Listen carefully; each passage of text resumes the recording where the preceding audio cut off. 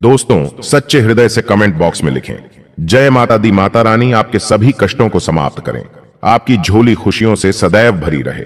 दोस्तों, नवरात्रि का महापर्व 9 देवी अर्थात 9 कन्याओं को समर्पित है। कन्या पूजन करने से हमारी समस्त पीड़ा दूर होती है, दुख दर्द दूर होते हैं, हर कष्ट दूर होते हैं, गृह क्लेश हमारे जीवन से हमेशा के लिए दूर हो जाते हैं। यहां तक कि पितृदोष, राहु दोष, मंगल दोष, कालसर्प दोष, मात्र कन्या पूजन से शनि से पीड़ित व्यक्ति को राहत मिलती है, सुकून मिलता है, घर में खुशियां आती हैं तथा अकाल मृत्यु घर में कभी नहीं होती। दोस्तों, आपको बता दें, इस बार माता रानी हाथी की सवारी पर पृथ्वीलोक पर आ चुकी हैं और भक्तों के कष्टों को दूर करेंगी। जब जब माता रानी हाथी पर सवार होकर आती है, तब तब धरती पर फूल खिलते हैं और वर्षा होती है तथा हरियाली की उत्पत्ति होती है और जीवन सुगम हो जाता है। किसान के घर में साक्षात मां जगदम्बा जगत मां का आगमन होता है। दोस्तों, इस बार के नवरात्रि बहुत ही शुभ और मंगलकारी माने जा रहे हैं। इस बार शारदीय नवरात्रि 15 अक्टूबर दिन रविवार को शुरू होकर और इसका समापन 23 अक्टूबर दिन सोमवार को होगा। ऐसे में 24 अक्टूबर दिन मंगलवार को ही दुर्गा विसर्जन होगा। जो लोग माता रानी की स्थापना करते हैं, मूर्ति स्थापना करते हैं, वह लोग 24 अक्टूबर दिन मंगलवार को विसर्जन करेंगे। दोस्तों, नवरात्रि की अष्टमी और नवमी तिथि पर कन्या पूजन का विधान है। इस बार महाअष्टमी तिथि 22 अक्टूबर 2023 यानी कि इस दिन रविवार है और नवमी तिथि 23 अक्टूबर 2023 दिन सोमवार को है। ऐसे में आप अष्टमी और नवमी को इन दोनों तिथियां में कन्या पूजन अवश्य ही करें। कन्याओं को भोजन अवश्य खिलाएं। शास्त्रों में 9 दिनों के नवरात्रि को बहुत ही शुभ और मंगलकारी माना जाता है और वहीं 8 दिनों के नवरात्रि को अच्छा नहीं माना जाता। ऐसे में 10 दिनों के नवरात्रि बहुत ही शुभ माने गए हैं। शास्त्रों के अनुसार नवरात्रि के दिनों में माता रानी का पूजन करने से, कन्या पूजन करने से मां अभय वरदान प्रदान करती हैं। कुंडली में जो कष्ट होते हैं उन्हें ठीक कर देती है। श्रीधर की तरह ही सच्चे हृदय वाले व्यक्ति के सभी कष्टों का निवारण मां शीघ्र ही करती है। मां की उपासना से विनम्रता का विकास होता है। सभी कष्ट, दरिद्रता, दुख, कष्ट नष्ट हो जाते हैं। नवरात्रि में माता रानी का व्रत और पूजन किया जाता है, लेकिन नवरात्रि के दौरान सबसे ज्यादा महत्व होता है कन्या पूजन का। दोस्तों, कन्या रानी जो होती हैं, फूल की पंखुड़ियों की तरह नाजुक होती हैं। कन्या पूजन सर्वोप्रिय है, श्रेष्ठ है। कन्या के रूप में स्वयं जगदम्बा देवी, माता वैष्णो, 9 देवियां अर्थात समस्त ब्रह्मांड इनके शरीर के कण कण में वास करते हैं। बहुत कम लोग जानते हैं 33 कोटि देवी देवताओं का वास होता है। कन्याओं के मस्तक पर कन्या चाहें छोटी हो चाहें बड़ी हो, वह सदैव पूजनीय है, मां के समान मानी जाती है।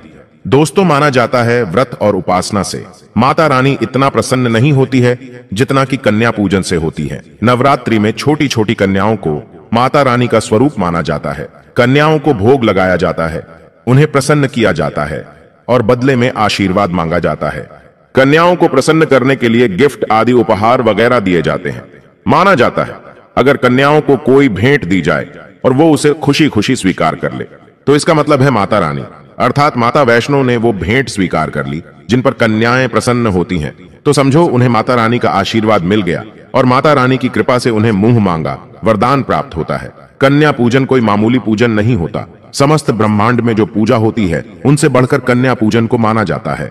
10 बार गंगा स्नान करने से और 100 बार यज्ञ करने से तथा 1000 बार यात्रा करने से जो पुण्य मिलता है, वह मात्र एक बार कन्या पूजन करने से करोड़ों गुना भक्त को मिल जाता है, प्राप्त हो जाता है। दोस्तों, इसीलिए कहा जाता है कि कन्याओं को सताना नहीं चाहिए, इससे समस्त ब्रह्मांड हिल जाता है।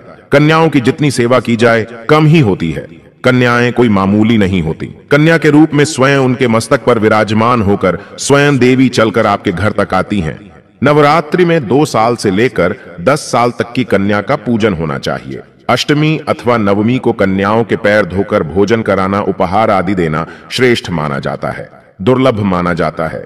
ऐसा मौका कभी हाथों से नहीं जाने देना चाहिए। इस दिन जितना ज्यादा हो सके कन्याओं को हाथ पकड़कर, पैर पकड़कर अपने घर तक लेकर आएं। दोस्तों, वीडियो में आगे बढ़ने से पहले आप अपनी राशि भी कमेंट बॉक्स में जरूर डाल दीजिएगा। यदि हमारे पास कोई उपाय होगा तो वह आकर हम आपके कमेंट के रिप्लाई में बता देंगे। कोई भी राशि के अनुसार अगर उपाय करता है तो माता वैष्णो बड़ी प्रसन्न होती है और ऐश्वर्य धन प्रदान करती है, मालामाल बना देती है। इसीलिए राशि कमेंट में जरूर छोड़ें और हाँ, माता को एक लाइक जरूर करें। लाइक करने में कंजूसी ना करें। दोस्तों, कैसे करें? कन्याओं का स्वागत। कन्या जब आपके घर आए तब सभी के पैरों को दूध और पानी से उनके पैरों को धुलाना चाहिए। खासकर मर्दों को कन्याओं के पर आवश्यक धोने चाहिए, इससे मैया वैष्णो प्रसन्न होती हैं। दोस्तों, फिर उसके बाद कन्याओं को किसी साफ जगह पर जमीन पर कपड़ा बिछाकर बैठाना चाहिए। उनके माथे पर अक्षत, फूल और कुमकुम लगाना चाहिए। फिर उसके बाद भोजन ग्रहण करवाना चाहिए। लेकिन हमेशा याद रहे, कन्याओं की थाली में 3 पूरियां कभी ना रखें। इसे शुभ नहीं, घोर अशुभ माना जाता है। 3 पूरियां तथा 3 रोटियां मरने वाले व्यक्ति के लिए निकाली जाती हैं और जेल में कैदियों के लिए दी जाती हैं। ऐसे में कन्याओं को उनकी थाली में 3 पूरी कभी ना दें, लेकिन 1-2 करके पूरियां दे सकते हैं। इससे 3 संख्या बढ़ जाती है और दोष भी नहीं लगता। दोस्तों, कन्याओं को खाना खिलाने के बाद अंतिम में कन्याओं के सर पर लाल चुनरी उड़ाना चाहिए और भोजन में आपको खीर, पूरी, हलवा, चना तथा आलू की सब्जी, छोले वगैरह की सब्जी खिलानी चाहिए। पनीर आदि भी खिलाया जा सकता है। वैसे माता रानी का प्रिय भोजन खीर, हलवा, पूरी और छोले आदि ही हैं। लेकिन भूल से भी लहसुन और प्याज का इस्तेमाल कभी ना करें, अन्यथा अनर्थ हो जाएगा। अक्सर कई लोग कन्याओं को कुरकुरे का पैकेट, चिप्स वगैरह का पैकेट खिलाते हैं, जो कि घोर अनर्थ माना जाता है, क्योंकि इसमें लहसुन, प्याज का इस्तेमाल होता है, जिसके कारण आपका व्रत खंडित हो सकता है। मां दुर्गा क्रोधित हो सकती हैं। जहां आपने 9 दिनों तक लहसुन, प्याज का परहेज किया, लेकिन आपकी एक गलती पूरे व्रत को खंडित कर सकती है। इतना भी नादान नहीं बनना चाहिए कि माता रानी रूष्ट हो जाए और कन्याओं को भी अशुद्ध होना पड़े। कन्याओं को डब्बा बंद कोई भी ऐसी चीज ना खिलाएं जिसमें लहसुन, प्याज होता है। कई चीज तो ऐसी होती है मार्केट में जिसके अंदर लहसुन, प्याज का इस्तेमाल होता है। ऐसा आप कभी मत करना। दोस्तों, कई लोग कन्या पूजन में खाना घर पर नहीं बनाते और मार्केट से रेडीमेड लाकर ही खिलाते हैं तथा दही जलेबी खिलाते हैं, जो कि शुभ नहीं माना जाता। दोस्तों, ऐसा खाना वो लोग खिलाते हैं जिनके घर में मान लीजिए कोई दुर्घटना आदि हो गई है या घर में कोई बीमार है या कोई मुसीबत है, तब वो ऐसा करते हैं। लेकिन अगर आप स्वस्थ हैं, आपको कोई पीड़ा नहीं है, तो ऐसा भूलकर भी नहीं करना चाहिए। माता रानी दही जलेबी नहीं, आपके हाथों का बना भोजन खाना चाहती है, आपका प्यार चाहती है। फिर चाहे आप घर में एक ही पूरी क्यों ना बनाएं माता के लिए, पर आप स्वयं ही अपने हाथों से माता रानी को भोजन खिलाएं। देखिए, भले ही आप दही जलेबी खिला सकते हैं, परंतु माता को घर का बना हुआ शुद्ध भोजन ही अति प्रिय है। खासकर नवरात्रों के दौरान घर में पक्का खाना अवश्य बनाना चाहिए। माता रानी बहुत प्रसन्न होती है। घर का बना पक्का खाना ही कन्याओं को खिलाना चाहिए। हमेशा याद रखें, कन्याओं को प्लास्टिक के बने दोने में खाना नहीं खिलाना चाहिए।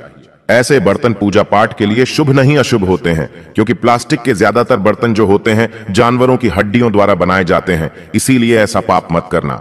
कन्याओं को हमेशा स्टील के बर्तन या पत्तों से बने बर्तनों में ही भोजन कराना चाहिए, बहुत ही शुभ माना गया है। अगर पेड़ के पत्ते में भोजन कराते हैं तो माता अभय वरदान प्रदान करती है। दोस्तों, एक और बात हम आपको बताने वाले हैं कि यदि नवरात्रों के समाप्त होने के बाद यदि बीच में कन्या पूजन में शुक्रवार का दिन पड़ जाए तो कन्याओं को कोई भी खट्टी चीज नहीं खिलाना चाहिए, क्योंकि शुक्रवार का दिन माता संतोषी को समर्पित होता है और माता संतोषी नवरात्रों के दिनों में सक्रिय अवस्था में होती है, यानी वो भी 9 देवियों के साथ में आपके घर में आती हैं। इसीलिए कन्याओं को भूलकर भी शुक्रवार का दिन अगर पड़ जाए तो खट्टी चीज घर में नहीं बनाना चाहिए और कन्याओं को भी खट्टी चीज नहीं खिलाना चाहिए। घोर पाप लगेगा, आपका किया कराया सब बर्बाद हो सकता है।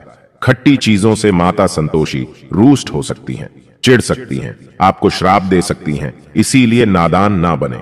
दोस्तों, भोजन कराने के बाद कन्याओं की थाली में एक लौंग जरूर रखना चाहिए, क्योंकि लौंग देवी शक्ति तथा दुर्गा मां को बहुत प्रिय है। लौंग माता शक्ति का प्रतीक होती है। लौंग में नव दुर्गा का वास होता है।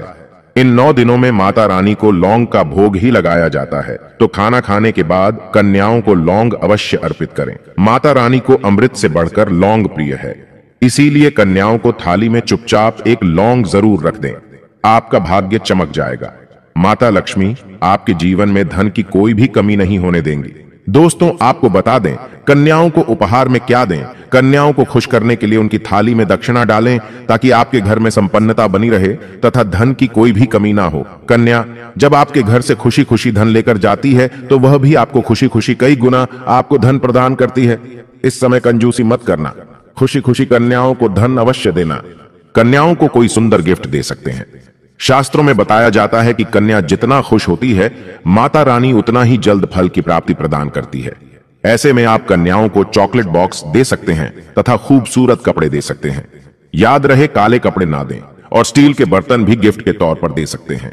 याद रहे कि कन्याओं को लोहे का कोई भी सामान नहीं देना चाहिए, नहीं तो राहु केतु का प्रभाव आपके जीवन में प्रवेश कर जाएगा। राहु काल तथा राहु दोष आपको लग जाएगा, आप बर्बाद भी हो सकते हैं। दोस्तों, जब कन्या अपने घर के लिए प्रस्थान करें तो उनके चरण जरूर छू लें और अपने मन में अपनी प्रार्थना को पूरा करें। सच्चे दिल से मांगी हुई मुराद माता रानी अवश्य ही पूरी करती है। सच्चे दिल का मतलब होता है मन में कोई भी लालच ना हो, और अगर वो लालच माता को पाने के लिए बन जाए तो उसे बोलते हैं सच्ची श्रद्धा और सच्ची भक्ति।